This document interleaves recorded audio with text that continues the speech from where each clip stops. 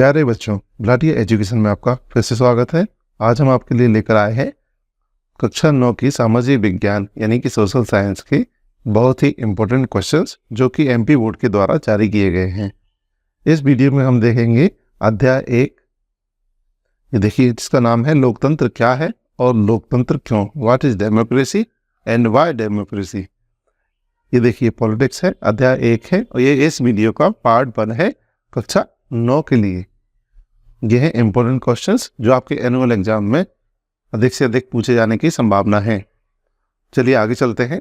ये देखिए, ये सामाजिक विज्ञान 2023-24 के लिए है, कक्षा 9 के लिए है। चलिए आगे चलते हैं, क्वेश्चन शुरू करते हैं। उससे पहले हम देखते हैं, ये देखिए ये ब्लूप्रिंट है 2023-24 का है। पहला चैप्टर है, उसमें से देखिए 5 नंबर के क्वेश्चन पूछे जाएंगे। What is democracy and why democracy.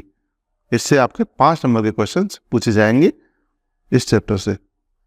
और क्वेश्चनों का पैटर्न इस प्रकार रहेगा।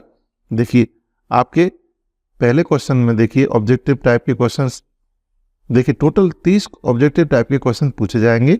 प्रश्न क्रमांक 1 में यानी क्वेश्चन नंबर 1 में 6 अल्टरनेटिव क्वेश्चंस होंगे, देखिए 1-1 नंबर वाले।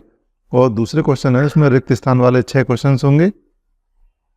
जो तीसरा क्वेश्चन होगा वो सत्य असत्य पर आधारित होगा, यानी ट्रू फॉल्स पे आधारित होंगे, वो भी आपके 6 नंबर के होंगे। और चौथा क्वेश्चन है वो सही जोड़ी इमेज द फॉलोइंग वाले होंगे, वो भी 6 नंबर के क्वेश्चन होंगे। और क्वेश्चन नंबर 5 है वो एक वाक्य में उत्तर यानी कि 1 वर्ड आंसर इन 1 वर्ड होंगे।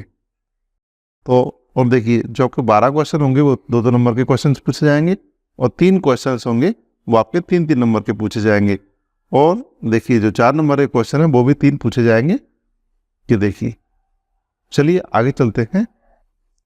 चलिए पहला क्वेश्चन देखते हैं वो, ये देखिए सही विकल्पों का चयन कीजिए, चूज द करेक्ट ऑप्शन। पहला क्वेश्चन देखते हैं, डॉक्टर नेल्सन मंडेला नेता थे। Doctor Nelson Mandela was the leader of, कहाँ के नेता थे। इन 4 ऑप्शन में देखते हैं हम।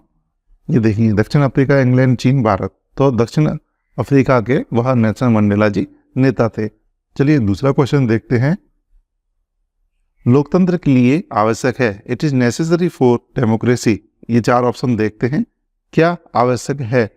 तो इसमें हम देखते हैं, ये देखिए स्वतंत्र और निष्पक्ष चुनाव ये आवश्यक है, यानी फ्री एंड फेयर इलेक्शंस होना चाहिए। अगर सही इलेक्शन नहीं होंगे तो गलत नेता चुन के आएंगे जिससे देश का भविष्य बर्बाद होगा। चलिए आगे चलते हैं अगले क्वेश्चन की ओर। दक्षिण अफ्रीका गणराज्य बना, तो south Africa became a republic, ये कब बना मान लीजिए। तो इसके ऑप्शन देखते हैं, ये रहा। तो इसका सही उत्तर होगा वो है 26 अप्रैल 1994, यानी 26 अप्रैल 1994।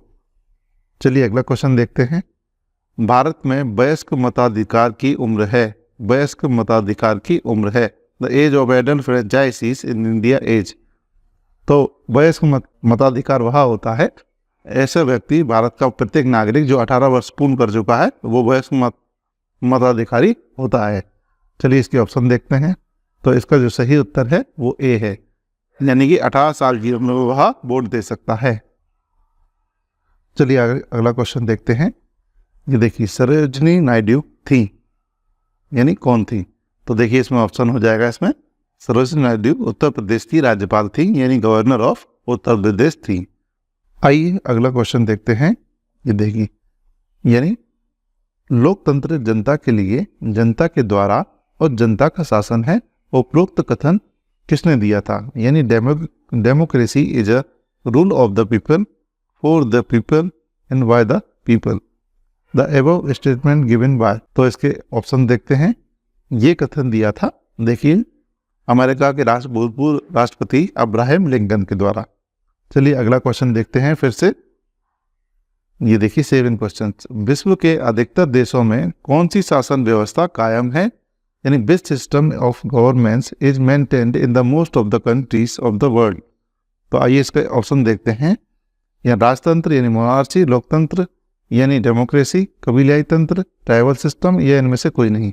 तो इसका सही उत्तर है बी, यानी लोकतंत्र यानी डेमोक्रेसी। चलिए अगला देखते हैं क्वेश्चन, डेमोक्रेसी किस भाषा का शब्द है। Democracy is the word of which language. तो इसका सही ऑप्शन में से देखते हैं हम कौन सा है। ये देखिए यूनानी यानी ग्रीक भाषा का एक शब्द है। चलिए अगला देखते हैं। अब देखिए फिलिंग द ब्लैंक्स वाले क्वेश्चन है, खाली स्थान वाले क्वेश्चन से। ये देखिए भारत में वोट डालने की उम्र है यानी कितनी है। The age for voting in India age.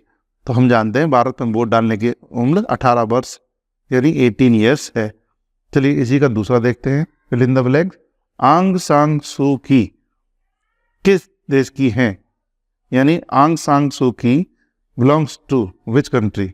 तो इसका जो सही उत्तर है म्यांमार। ये देखिए। चलिए अगला क्वेश्चन देखते हैं। ये देखिए तीसरा, संयुक्त राष्ट्र संघ के सुरक्षा परिषद में कितने देश हैं, यानी there are how many countries in the security counselling of the United Nation. तो इसमें हम जानते हैं 5 देशों का ये समूह है सुरक्षा परिषद, तो इसमें हम 5 लिख देंगे। चलिए अगला क्वेश्चन देखते हैं। 4, श्रीलंका की राजधानी है, the capital of Sri Lanka is. हम जानते हैं श्रीलंका की राजधानी कोलंबो है, तो हम इसमें कोलंबो लिख देंगे।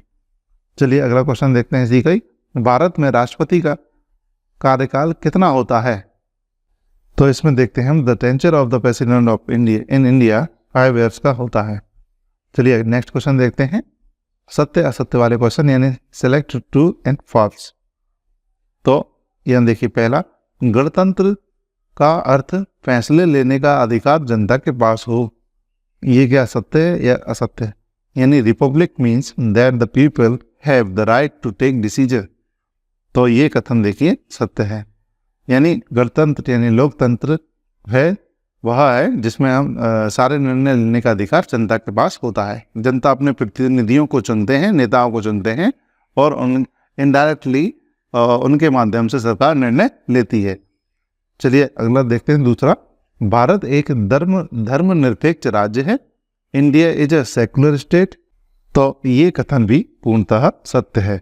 चलिए अगला देखते हैं अगला क्वेश्चन, भारत दुनिया का सबसे बड़ा लोकतंत्र है, India is the world largest democracy. तो ये कथन भी सत्य है। चलिए अगला क्वेश्चन देखते हैं, क्वेश्चन नंबर 4, लोकतंत्र में शासकों का चुनाव जनता करती है, in democracy the people elect the rulers. तो ये कथन भी सत्य है। चलिए अगला क्वेश्चन देखते हैं इसका, अमेरिका एक लोकतांत्रिक देश नहीं है, America is not a democratic country. तो ये कथन देखिए असत्य है यानी फॉल्स है। चलिए अगला देखते हैं इसमें, अब सही जोड़ी का मिलान कीजिए, मैच द करेक्ट पेयर। तो यहाँ देखते हैं क्वेश्चंस ये रहे। अब देखिए पहला है, भारत का संविधान बना, कॉन्स्टिट्यूशन ऑफ इंडिया यानी कब बना। तो 26 नवंबर 1949 को यानी 26 नवंबर 1949 को हमारा संविधान, भारत का संविधान बना। दूसरा देखते हैं, स्वतंत्र और निष्पक्ष चुनाव, फ्री एंड फेयर इलेक्शंस। ये देखिए लोकतंत्र का ये आधार है। अब तीसरा देखेंगे, धारा यानी सेक्शंस। तो क्या होती है, किसी दस्तावेज का खास हिस्सा, उसको हम धारा बोलते हैं यानी सेक्शंस बोलते हैं, particular part of the of a document. देखते हैं 4, देश का सर्वोच्च कानून कौन है, supreme law of the country. तो देश का सर्वोच्च कानून संविधान यानी कॉन्स्टिट्यूशन है। 5वां देखते हैं, डॉक्टर राजेंद्र प्रसाद। तो अब देखते हैं डॉक्टर राजेंद्र प्रसाद जी को। ये देखिए डॉक्टर राजेंद्र प्रसाद जी संविधान सभा के अध्यक्ष थे यानी chairman of the constituent assembly. आइए अब देखते हैं अगले टाइप के क्वेश्चंस जो कि हैं 1 वर्ड क्वेश्चन यानी एक वाक्य में उत्तर। आइए पहला क्वेश्चन देखते हैं। इसमें हम लौह पुरुष के नाम से जाने जाते हैं यानी who is known as iron man. तो हमारे भारत में लौह पुरुष के नाम से देखिए किसे जाना जाता है, उत्तर होगा सरदार वल्लभ भाई पटेल। इनको हम लौह पुरुष के नाम से जानते हैं। चलिए इसके दूसरा क्वेश्चन देखते हैं, नेताजी के नाम से किसे जाना जाता है, who is known as Netaji. तो हम जानते हैं नेताजी सुभाष चंद्र बोस जी को हम नेताजी के नाम से जानते हैं। चलिए अगला क्वेश्चन देखते हैं, क्वेश्चन नंबर 3, पंथ निरपेक्ष से क्या तात्पर्य है, what is meant by secular, यानी what is meant by secular. तो इसका आंसर देखते हैं, उत्तर राज्य की दृष्टि से सभी धर्म समान होंगे, यही सेकुलरिज्म है यानी पंथ निरपेक्षता है। All religions are equal to the in term of the state, यानी सरकार धर्म के हिसाब से किसी से भेदभाव नहीं करेगी। चलिए अगला क्वेश्चन देखते हैं इसी का। समता से क्या तात्पर्य है? What is mean by equality? तो इसका सही उत्तर है कानून के समक्ष सभी समान हैं, all are equal before the law. यानी सरकार जो नियम कानून जो संविधान बना है उसके समक्ष सभी नागरिकों समान है, कोई अमीर गरीब नहीं है, सभी के लिए कानून समान है। चलिए फिफ्थ देखते हैं। भारत की राजधानी है यानी which is the capital of India? तो हम जानते हैं सभी नई दिल्ली, यानी कि new Delhi is the capital of India. Next देखते हैं पॉलिटिक्स के रचयिता हैं यानी राजनीति के रचयिता कौन है? Who is the author of the politics? तो इसका सही उत्तर है अरस्तु, Aristotle. Thanks for watching and like and subscribe and share my YouTube channel. Again thanks for watching again. आप मेरी नेक्स्ट वीडियो का इंतजार करें, उसमें पार्ट 2 में आपके इसकी अगली कड़ी को हम आपके लिए इस वीडियो में लेके आएंगे। Thanks for watching again.